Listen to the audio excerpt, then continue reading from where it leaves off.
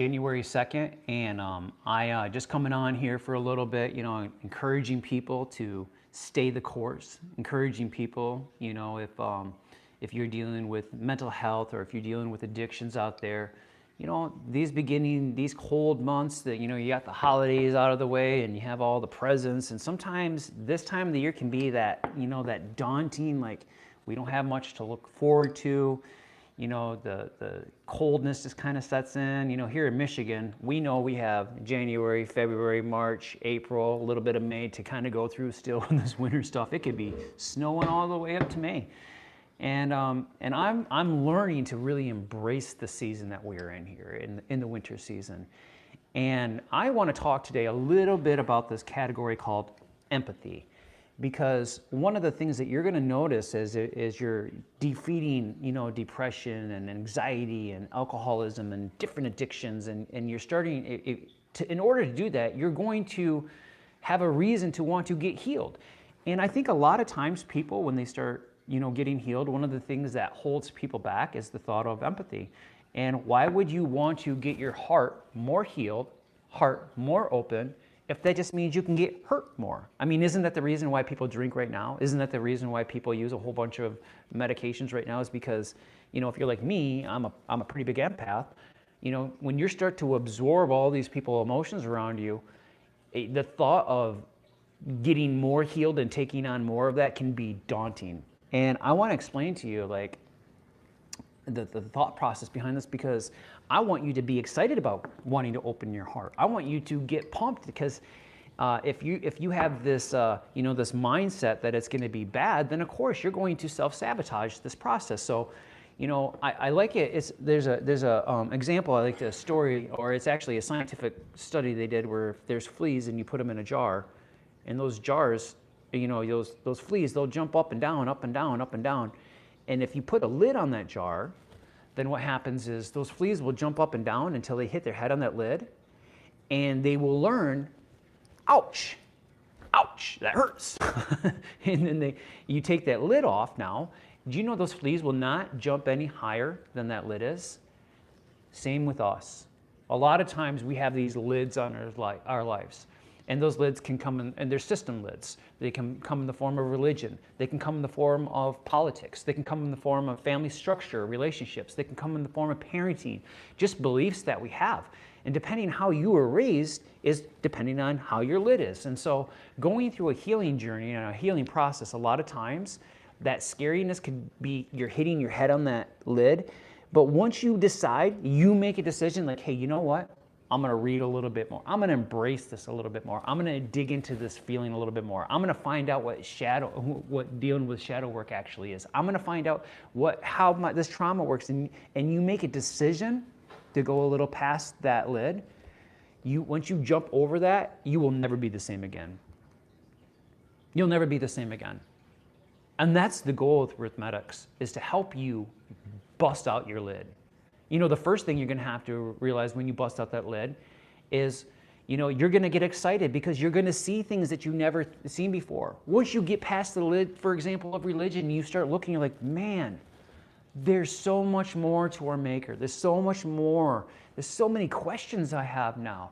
I mean, I read more than I ever have in spiritual things. But once you go back, and you go back into that jar and you start telling your friends, the first thing you're going to realize is they're probably going to tell you that you're crazy. They're probably going to tell you that you're wrong. They're probably going to try to get that lid back on and tell you that what you're doing is outside of our jar and we shouldn't go there. So the first thing that you're going to have to buckle up with in 2026 is knowing who you are for yourself. Because once you start getting out that lid and you take that lid off and you start going up past that, you start changing, the first thing you're going to have is a bunch of people around you that are going to be confused, and you're going to, and being an empath, this is where the rubber meets the road, is you're going to have to decide whether or not you're going to embrace this heart change, because the problem is in the past that we take on other people's feelings. But see, here's the thing.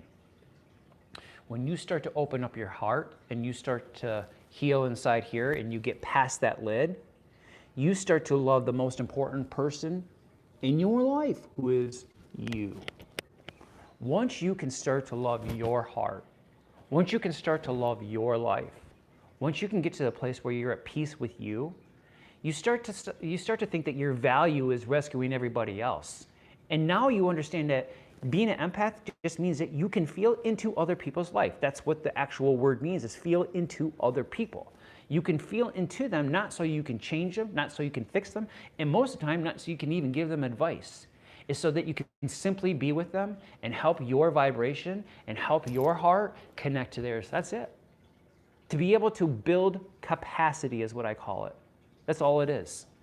You know, this empathy thing is, you know, the hardest part with with the empath is we feel people's stuff so much, and we feel like it's our job to go then fix them. And most of the time we were raised in families where we had people that were eager to take advantage of those skill sets. Maybe you grew in a family where your emotions were the regulator of the family and you were a kid. And now anytime you feel like any emotions, you shut down because it was too hard for you back then. You understand? So now as you're dealing through this empath, I want you to understand the most important thing you can do is work on you, to find your soul. Once you start to open up your heart, you're going to realize that giving and others is an extension of yourself. In fact, other people and other souls and other beings are an extension of who you are. But if you don't know who you are first, you're not going to be able to give. So the first goal is to embrace the fact that if you're an empath, it's okay. Yes, it's okay to get healing. Yes, it's okay to take that lid off the jar. And yes, it's okay to jump up and see the other view.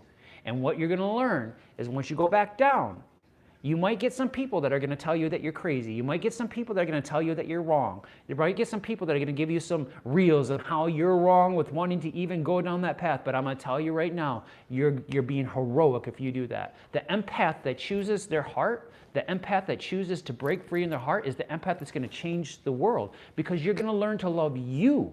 You're going to learn to love your heart and your soul. You're going to learn how to get connected with yourself, and then you're going to be able to give to others. And that is one of the hardest things that people can learn. And I want to encourage you empaths out there, 2026, let's learn about the heart together. Let's learn about opening up this heart and letting, and learning to nurture our heart by grounding, learning to nurture our heart by self-love, learning to nurture our heart by learning who you actually are. And then you can go out there and not rescue people, but can go out there and love on people and have more capacity to give people. You know, the biggest goal, the biggest takeaway, you're going to hear me say this word a lot this year, is capacity. Capacity. Capacity. Because I always thought life was, when you deal with trauma and you're growing in a home where there's no boundaries and you learn boundaries, boundaries are everywhere. And they become the most beautiful thing in the world is boundaries. But there is a point of graduating from boundaries, and that's capacity. I like to use the analogy of a house. If you have a house and you have, your boundaries are your property line. It's your gate getting into your house. It's your doors. It's your windows. That's your boundaries. But your house is much more than boundaries. If you design your house, you should be designing your house to fit as much capacity as possible. And in our society, we're so surrounded by boundaries because we're so tired of toxic and hurt and pain. But guess what? We're called to love other people. We're called to give to other people. Us empaths, we're called to give our hearts to other people. But the thought of that can be daunting. It can be daunting if every time you think back in your life, you're like, man, every time I give my heart, I take other people's burdens on and I can't stand it anymore. I want to tell you, that's not how we're doing this. We're going to open up our heart and we're going to learn about our heart. You're going to learn about you this year. 2026, you're going to stop being afraid to learn about you. You're going to learn to love yourself. You're going to learn to love yourself. You're a pretty cool person. You're unique. You're the only one there is of you. You are so important that you're the only one that is uniquely made with you. And you have these layers and layers and layers of stuff over you. It can be layers of systems of shame. Maybe you got a lot of shame on you. You got layers of, maybe you've been abandoned a lot. So you have a lot of abandonment layers on you. Maybe you were told by a parent that you're worthless, or you weren't talked to a lot. Maybe you weren't hugged when you were a child. Maybe you were a foster child and you got layers of, foster parents talking to you and labeling you. Maybe you got labeled in school. Maybe you were told that you were going to be no one. Maybe you were told that you weren't going to fit into the system. You got labeled in school. We have these labels and these layers and layers and layers on us. And I'm not here to shame anyone. I think shame is the most it hurts people more than anything. My goal is to help you open that heart. It's scary, man. But inside that heart is full of electricity. Inside that heart is full of current. It's full of healing. It's full of life. And that heart, your brain, this is scientific now, guys. Your brain doesn't even work good without your heart. Your heart sends signals to you, more signals to your brain than your brain sends signals to your heart. Your heart is a second brain. And if your heart shut down, by definition, there's a big chunk of you that's not alive right now. And that's why the empath can walk around and be like, man, I don't know, I don't want to be more empathetic. I don't want to care about anymore. If you're an alcoholic, chances are you're an empath. I don't even like the word alcoholic, really. I use it because it's pretty, but if you are drawn to a lot of alcohol and drugs and stuff like that, guaranteed you're probably an empath and you're tired of this heart thing being open so much. I want to help you open up that heart. I want to help you trust your heart. I want to help you get into that heart so that you can give to other people. So 2026 is going to be our year. You know, we're going to be teaching tools on how to do this. We're going to learn how to ground more to do this, and we're going to open up our hearts more and more, connect more and more. And it's not about going out there and giving all kinds of, you know, direction or telling people how to do this or do that. It's literally opening up our hearts and learning that our presence with other people is the most powerful thing that you can give people, is your presence. So buckle up. 2026 is going to be the best year you've ever had. You're going to find yourself in ways that you never thought you could. So eat fruits.